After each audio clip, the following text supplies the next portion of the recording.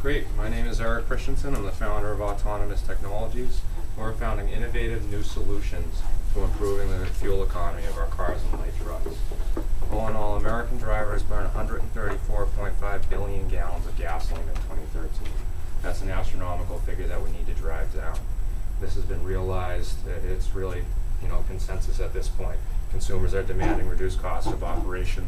The government is mandating an improved fuel economy, and our society is demanding reduced harmful emissions, having negative impacts on our environment, as well as reduced reliance on foreign oil, with creating national security implications.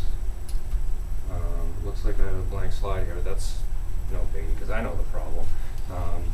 And this is a challenging problem. All of the pressure in improving fuel economy falls square on the shoulder of the automakers.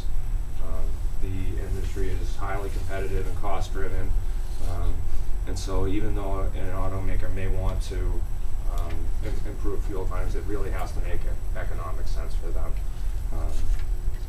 Of course, asking the question, talking about reducing fuel economy begs the question of why we're still burning gasoline at all. Why aren't we making this transition to electric vehicles?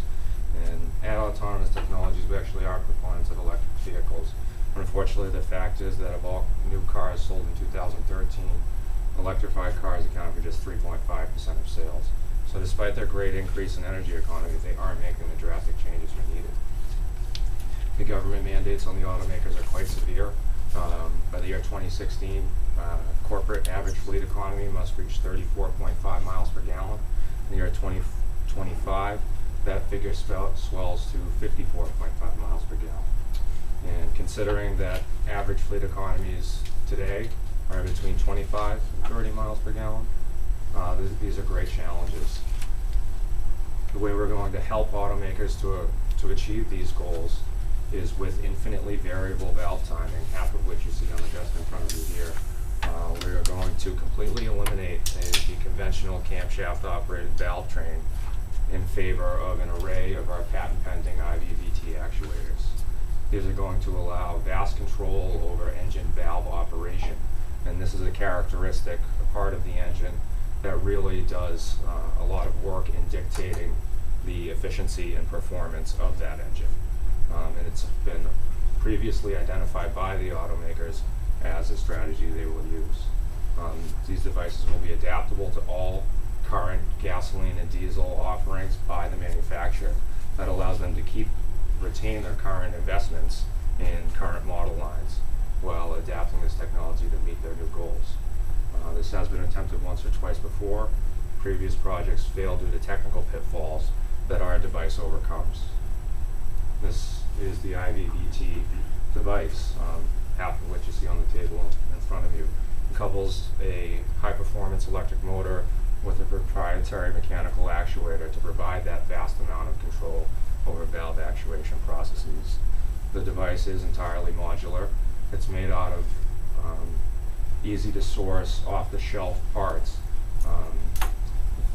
and for that reason, it is adaptable to all those current offerings. It is scalable to fit multiple model lineups, and it really does a great job of keeping that initial investment cost low. Initial research suggests potential improvements of up to 40% fuel economy and a corresponding reduction of 40% of harmful emissions. And those sort of gains are impossible to accomplish with today's technology and hard to accomplish with any technology but IVVT. We'll approach the market with a two-headed marketing strategy. First, we will develop the technology and offer it for license and sale directly to the car manufacturers. They will then negotiate production contracts with their current vendor supply channels to produce the devices and implement them in our cars. Alternatively, we will market the device for sale or license to the component manufacturers themselves, who would then market and sell the technology onto the car manufacturers. This will allow us to effectively leverage those existing business relationships. We anticipate entry to the market in 18 to 24 months. You'll note that some things I'm saying differ from what's on the slide. I've been doing ongoing market research and refining this on the run, so please bear with me. We anticipate entry to the market in 18 to 24 months. In the year 2011, in the United States alone, the automotive industry spent $18 billion on research and development. Globally in 2011, the auto industry spent $108 billion.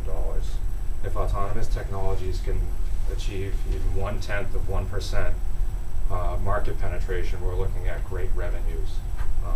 Our pace thus far has been outstanding. We started the project early this spring. You can see we're currently producing a proof of concept. We'll be operating that proof of concept in the next coming weeks, and we really want to keep this momentum rolling by securing $10,000 in seed funding. The majority of that would go towards seeking counsel for further developing our intellectual property portfolio, and the bulk of that would go to the formation of Autonomous Technologies LLP. And I'd like to welcome you to become a part of changing the way we drive. Thank you. Thank you. We went a little bit over, but I let you, so we have a few minutes for questions. You're playing with some really